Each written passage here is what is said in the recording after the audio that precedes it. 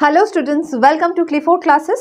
আজ আমরা টেক্সট পার্টটা ডিসকাস করে এসেছি, সেখান থেকে কোয়েশ্চেন আনসার ডিসকাস করব। ঠিক আছে, তো আজকের আমাদের question answer session. So let's enter into the details. আমরা কি চ্যাপ্টার মোটামুটি পড়েছি সেই চ্যাপ্টারগুলো একটুখানি রিক্যাপ করো, সেই চ্যাপ্টারগুলো একটুখানি মনে করো। লাইক আমরা ফার্স্ট যেমন পড়েছিলাম সালোক সংশ্লেষ পড়েছি, সালোক সংশ্লেষ। ওকে, দেন আমরা শ্বসন শ্বাসকার্য পড়েছি, শ্বসন শ্বাসকার্য, প্লাস পড়েছি হচ্ছে জীব ও তার বৈচিত্র্য।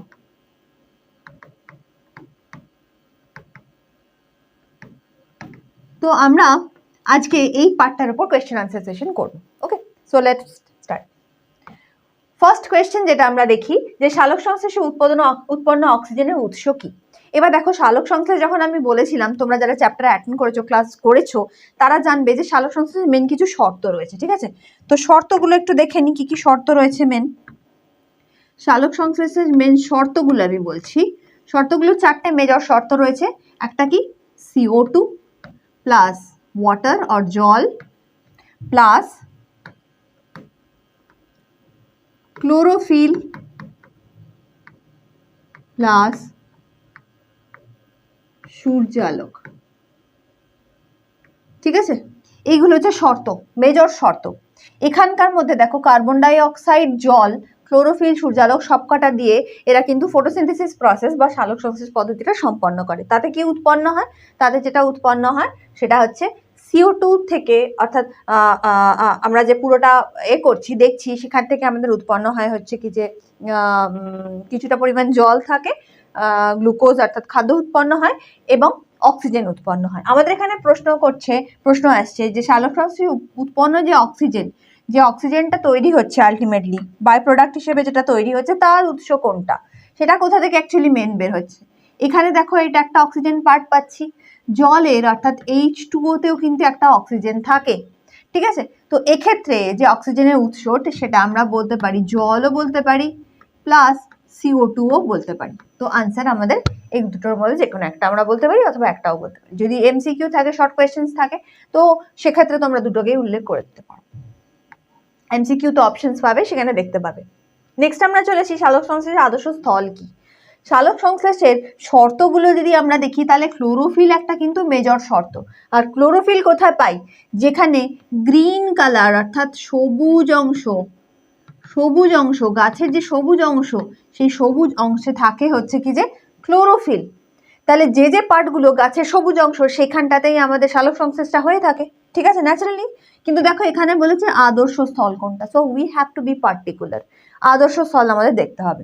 তো এই ক্ষেত্রে উত্তর হবে পাতা, অর্থাৎ পাতার পরিমাণ জায়গাটাও বেশি, যত বেশি জায়গা তো এদের ক্লোরোফিল ও এদের পরিমাণ বেশি থাকবে, এবং সূর্যালোকের যে ফোটন কণা, সেটার অ্যাবজর্পশন রেটও এদেরকে সেই জায়গাটাতে বেশি হয়ে থাকে। সো পাতা হচ্ছে কি যে সালোক সংশ্লেষের মেন জায়গা বা আদর্শ স্থল হিসেবে আমরা বলতে পারি।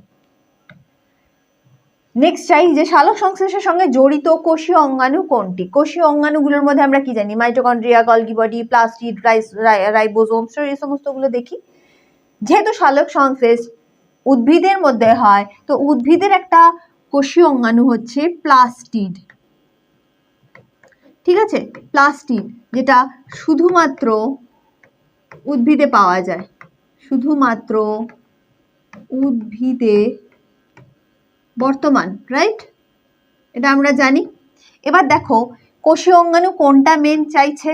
আমাদের এই যে প্লাস্টিড আছে, প্লাস্টিডের মধ্যে সালোক সংশ্লেষের সঙ্গে জড়িত, শুধু প্লাস্টিড বলে দিতে হবে না, আমাদের বলতে হবে ক্লোরোপ্লাস্ট, ক্লোরোপ্লাস্ট, ক্লোরোপ্লাস্ট, বিকজ এই হচ্ছে ক্লোরোফিলটাকে হোল্ড করে, ক্লোরোফিলটা থাকে হচ্ছে ক্লোরোপ্লাস্টের মধ্যে। তো মেজর কোষীয় অঙ্গাণু সেটা হচ্ছে ক্লোরোপ্লাস্ট।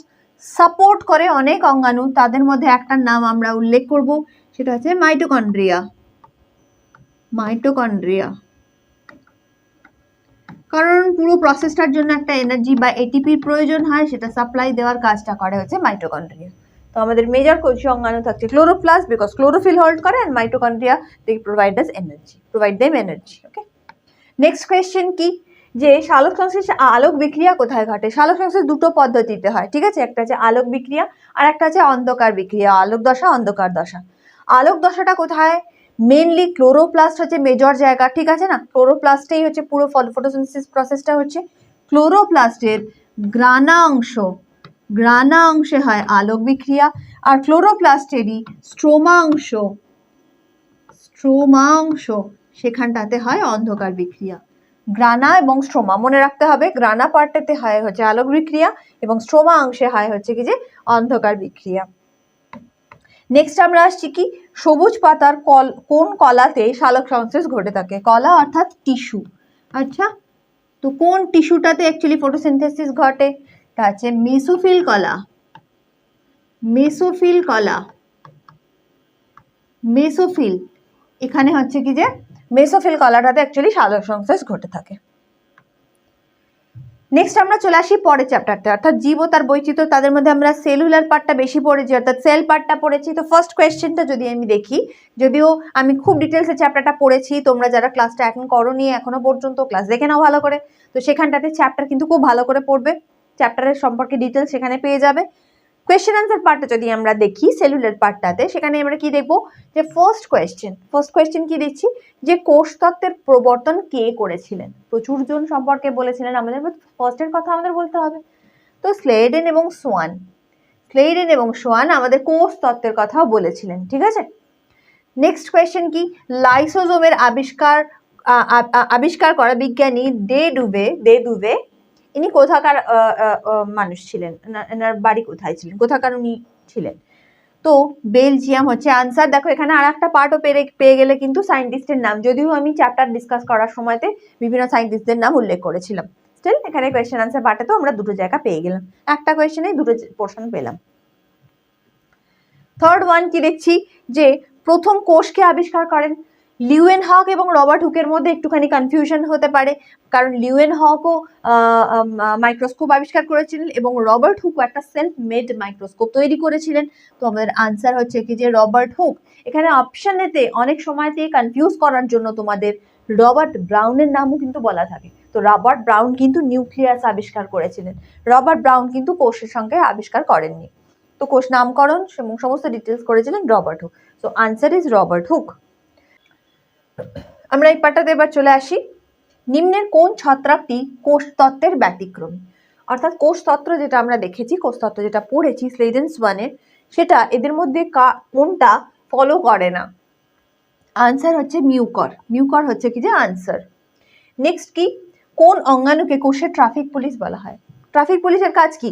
যে কোনো রাস্তায় জ্যাম হলো সেই জ্যামটাকে ক্লিয়ার করা এবং রাস্তাটাকে পরিষ্কার রাখা, so all the transport can move easily, right? তো এক্ষেত্রে কোষের মধ্যে যে অঙ্গাণুগুলো রয়েছে তাদের মধ্যে গলগি বডির একটা বিশাল ভূমিকা রয়েছে। গলগি বডি করে কি, যে যখন কোনো একটা জিনিস তৈরি হয়, অর্থাৎ ট্রান্সপোর্টেশনের সিস্টেম, একটা জায়গা থেকে আরেকটা জায়গায় জিনিসের সহজভাবে মুভ করে দেওয়া, পৌঁছে যাওয়ার কাজ, তো সেটা কিন্তু গলগি বডি করে থাকে। হলুদ বর্ণের প্লাস্টিড কোনটাকে বলা হয়? প্লাস্টিড নর্মালি আমরা তিন ধরনের পাই, একটা হচ্ছে কালার টাকে ক্যারি করছে, একটা হচ্ছে কি যে গ্রিন কালার ক্যারি করছে, আর একটা হচ্ছে হোয়াইট কালার ক্যারি করছে। এটা হচ্ছে জ্যান্থোপ্লাস্ট হচ্ছে আনসার, যেটা হলুদ বর্ণের প্লাস্টিড, এবং গাছে যে ইয়েলো কালারটা সেটা হচ্ছে জ্যান্থোপ্লাস্ট সেখানে থাকে, এবং সেখানে কিছু পার্টিকুলার পিগমেন্ট থাকে, অর্থাৎ রঞ্জক থাকে, তার জন্য সেটাকে হোল্ড করে। নিম্নের কোন প্লাস্টিকটি খাদ্য সঞ্চয় করে? অর্থাৎ খাদ্য সঞ্চয়ের জায়গা হচ্ছে কি যে মূলটা হচ্ছে হোয়াইট ইন কালার, ঠিক আছে, হোয়াইট কালার এক্ষুনি বললাম। লিউকোপ্লাস্টের কাজ হচ্ছে কি যে মূলের মধ্যে মেনলি হোয়াইট পার্টেতে থাকে গাছের, আর এটা খাদ্যটাকে সঞ্চয় করতে পারে। So come to the next part, which is শ্বসন এবং শ্বাসকার্য। ওকে, শ্বসন শ্বাসকার্যের মধ্যে আমি ফার্স্ট কোয়েশ্চেন দিয়েছি, শ্বসন এক প্রকার কি ধরনের বিক্রিয়া, আমাকে এটা জানতে হবে। নর্মালি আমরা দু ধরনের বিক্রিয়া পাই, একটা হচ্ছে উপচিতি বিক্রিয়া, আর একটা হচ্ছে অপচিতি বিক্রিয়া, ঠিক আছে, উপচিতি বিক্রিয়া আর অপচিতি বিক্রিয়া।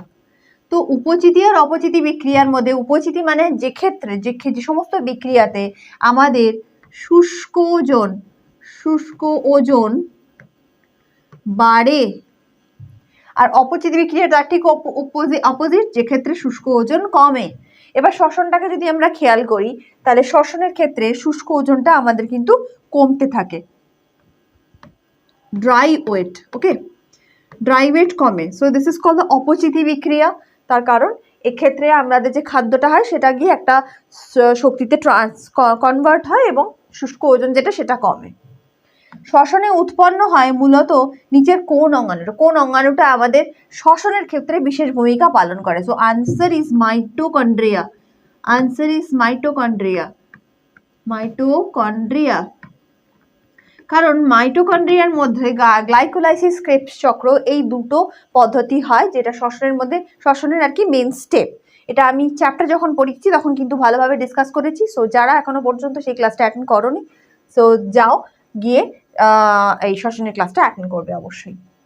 নেক্সট কি, কোন জৈবিক ক্রিয়ার জীব অক্সিজেন গ্রহণ করে এবং কার্বন ডাই অক্সাইড ত্যাগ করে? অর্থাৎ অক্সিজেন নিচ্ছে এবং কার্বন ডাই অক্সাইড ত্যাগ করছে। আনসার ইজ ভেরি সিম্পল, এটাকে বলা হয় শ্বাসকার্য, যেটা শ্বসনেরই একটা পার্ট। শ্বসন এবং শ্বাসকার্য দুটো মিলে একসাথে হয়ে থাকে, রেসপিরেশন আমরা বলে থাকি। শ্বাসকার্যের ইংলিশ হচ্ছে ব্রিদিং, ওকে, ব্রিদিং, শ্বাসকার্য। অক্সিজেন নেওয়া হচ্ছে এবং কার্বন ডাই অক্সাইডটা বাইরে বেরোচ্ছে। প্রধান শ্বসন বস্তু কি? অর্থাৎ যে বস্তুটা প্রধান শ্বসন হচ্ছে, শ্বসনের ফলে বার্ন হচ্ছে, সেটা কি? সেটা হচ্ছে গ্লুকোজ। এটা থেকেই শক্তি উৎপন্ন হচ্ছে এবং বার্নিং প্রসেস বা অক্সিজেনের সহায়তায় এটা গিয়ে বার্ন করে অ্যাকচুয়ালি এনার্জি যেটা সে এনার্জিটা প্রডিউস করছে। তো বস্তু হচ্ছে কি যে glucose. And the last one, শ্বসন প্রক্রিয়াটি কোথায় ঘটে? শ্বসন প্রক্রিয়া সব সময়তে কোষের ভেতরে ঘটবে। তো আনসার হচ্ছে কোষের ভেতর পার্ট শ্বসন ঘটে থাকে। তো এখানে আমরা আজকে কিছু কোয়েশ্চেন আনসার ডিসকাস করলাম। পরবর্তী ক্লাসে গিয়ে আবার আমরা টেক্সচুয়াল পার্ট পড়বো এবং সিমিলারলি আমরা একইভাবে কোয়েশ্চেন আনসারও ডিসকাস করবো। তো so be with us, keep learning and follow us, okay, thank you.